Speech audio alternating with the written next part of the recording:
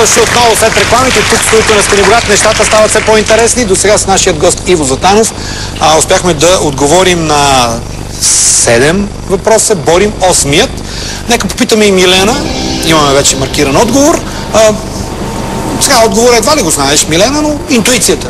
Познал ли или не е познал? Какво мислиш? Предвид на това, че и той и Станислав отговориха по еднакъв начин, мисля, че това е верният отговор. Ами, искам да ви кажа, че Станфорд Бридж е на моят любим отбор. Челси. Не съм ходил, но това е в Лондон. Това е на пъпа на Лондон. Там са богатите. Кварталът Челси. За да има битка между англичани и викинги, викингите откъде идват? Север. Финландия, Норвегия, тия страни преплуват и се бият с англичаните на домакинска среща. Това трябва да се случи някъде на източното крайбрежие на Англия. Риверсайд стадиум се намира в Мидълсбро, в североизточната част на Англия, където е нормално да бъдат посрещнати. Олд Трафорд е на запад, Хемдън парк пък е в Шотландия, така че възможно ли е в Лондон да е била тая битка? Имайки предвид, че през 1066 година острова не е бил толкова гъсто населен. Не е имало Лондон, може би. Лондон е имало, но въпросът е дали битката се състоява веднага, като са ги посрещнали, или те са отишли да преземат Лондон. Според мен веднага са ги чакали. Имаме ново развитие на ситуацията. Станфорд Бридж, освен стадион на Челси, на пъпа на Лондон, се оказва и малко селище на източния бряг на Англия. Верен отговор, продължаваш нагоре. Поздравявам.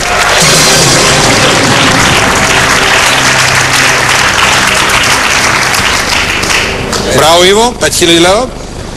Браво и на Станислав, който те подкрепи. Аз никой не бих заложил на това нещо. Често. В Лондон има нещо, което също е кръстено на, примерно, улица Плиска. Както ние се държим на нашите Преслав, Плиска, Търново. Ти си на пангара, играем за 10 000 лева. Да видим въпроса. Какъв пост заемал в двора на Петър I Ян Лакоста, на когото той дава титлата Самоетски крал?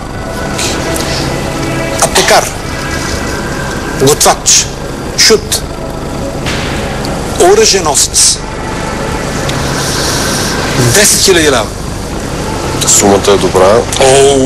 И въпросът е добър. 10 000 лева си 10 000 лева. Иво. При всички положения. Пребори се. Така. Двора на Петър I. Петър I е един от най-мощните, да ги наречем, руски царе във всяко едно отношение. Интересно е Ян Лакоста обаче какво е правил в двора на цар Петър I. Ако въобще цялостната постановка не е грешна, той има едно много... Отнася се доста строго, въвел е много строги закони по принцип на борда на неговите кораби. Има едно знаменито изказване. Господа офицери, сега станала е сволъч. Който и до сега се ползва.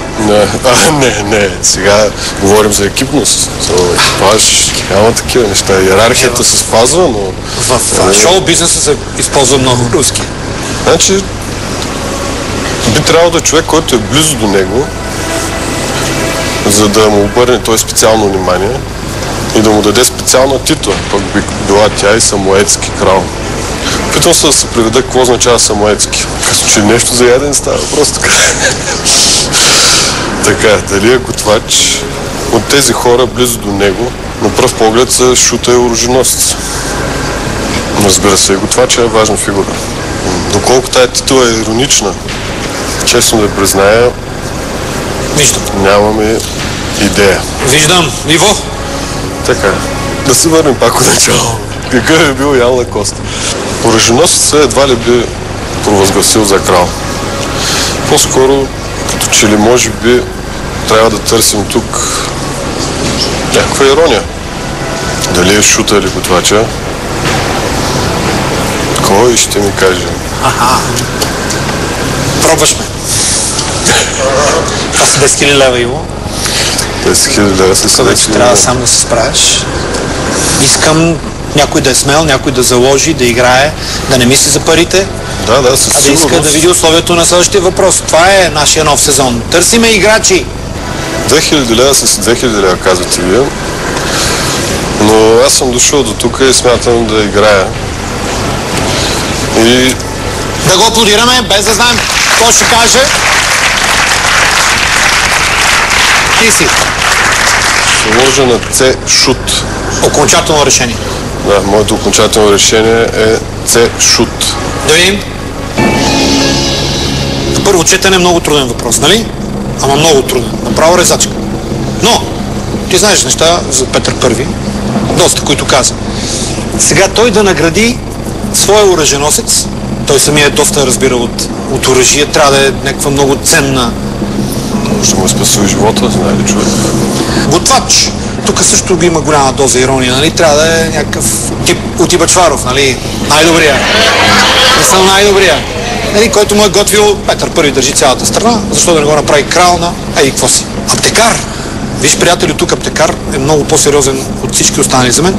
Той просто му е спасил живота. Дал му е лекарство, спасил му е живота.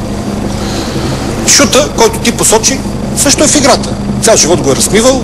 Ян Лакоста е португалец. Много образован човек. Говорил е 6 езика. Познава отлично Библията. И си говорили често за религия. И за теология, и за спорове. Това подхожда ли на един шут? Ни най-малко. Ни най-малко. За мен едни от най-интелигентните хора са комедийните артиоми. Комедиантите. Ти продължаваш с 10 000 лева нагоре.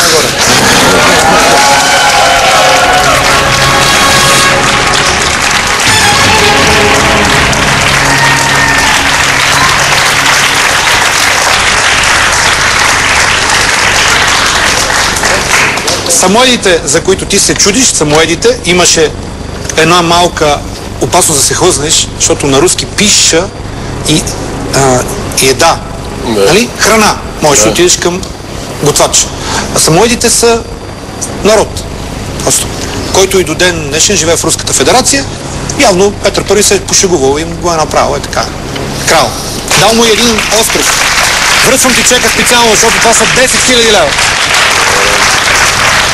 Но ти забрави за тях. Ти не мисли за парите. Мисли за играта си. Ето, видя ли как намери верния отговор? Петър Първи е бил доста горд човек. Той самият цар да даде на някой титла крал, би трябвало да има доза ирония. Добре. И затова аз четох, че е фиктивна, да я наречем. Дами и господа, въпрос за 15 000 лева. Търговското име на кой музей беше откупено от Обединените арабски емирства за период от 30 години? Ермитаж, Прадо, Лувър, Метрополитен. 15 000 лева. Ермитажа, колкото се спомняме, в Петербург. Метрополитън, ако не ме лъжи паметта, е в Ню Йорк. Въпросът е къде е Прадо. Прадо някак ми звучи италианско. Може и да бъркам. Лувър. Дали французите биха продали името на Лувъра на Обединените арабски емирства? Защо Обединените арабски емирства биха искали да си купят търговското име на музей? Да. Как ще постъпиш тук? Нямаш помощни средства, нямаш спасителни пояси. Плаваш сам. По-скоро даже плуваш. Даниел Хармс е казал, че странно нещо е паметта. Едно запомняш, съвсем за друго се сещаш. В моя случай излизат ми най-различни неща, но не знам дали заслужават. Почнах да мисля за парите, което е притеснително. Не дей, аз те предупредих. Това е игра. Парите са бонус към играта.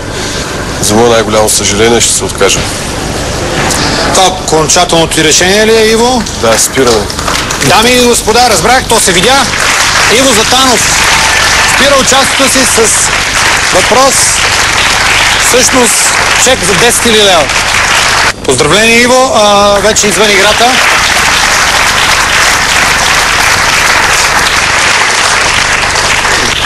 Милена да подскаже, ако знае. Ами, мисля, че е Метрополитен. Метрополитен. И аз мисля, че е Метрополитен, в интерес на истината. Нека маркираме отговор Д. Метрополитън. Адски лесен въпрос. Дори не си го чувал. За мен. Така разсъждавам. Обединените арабски емирства, най-богатата страна в света, грубо казано. Купуват каквото си искат. Купуват винаги най-доброто. На всички големи английски отбори има Fly Emirates, включително и на Челси, включително и на Арсенал. Така се казва дори стадиона на Арсенал. Emirates Stadium. Те биха купили най-доброто. Кое е най-доброто тук? Ивчо? Това е спорен въпрос. Айде, казвай най-доброто. За мен ли? Ермитажа. Ермитажа? Че ти не знаеш къде се намира. Не се намира в Санкт-Петербург. Чел разни работи. Да. Шегувам се, там е. Но най-великият е Лувъра. Това е верният отговор. Лувър. И строят в Абу Даби, строят копия на Лувъра, който трябва да бъде завършен така, до година. Нов музей, всъщност, който се казва Лувър. Затова са платили 1 300 милиона долара. Тук трудничкото щеше да е, че французите не пускат лесно, ама... Да, те са един от... За 1 300 са пуснали. Дами и господа, като всяко хубаво нещо и тази игра има край. Вие не забравяйте да погледнете домашния си любимец преди лягане, защото той днес има професионален празник. Така като се замисля, направо не е истина, ние хората какви празници започваме да си измисляме, че да не ни е скучен животът. Между другото, в това да печелиш пари, отговаряйки на интересни въпроси, аз не намирам нищо скучно в него, така че ако искате да ви се случи, достатъчен ви е само един СМС с текст TV на кратък номер 1583. Сега останете задължително с Нова телевизия и сериала От местопрестъплението. Да видим кой кого ще убие. Ще се видим още утре обаче. Чао! Иво, успехи!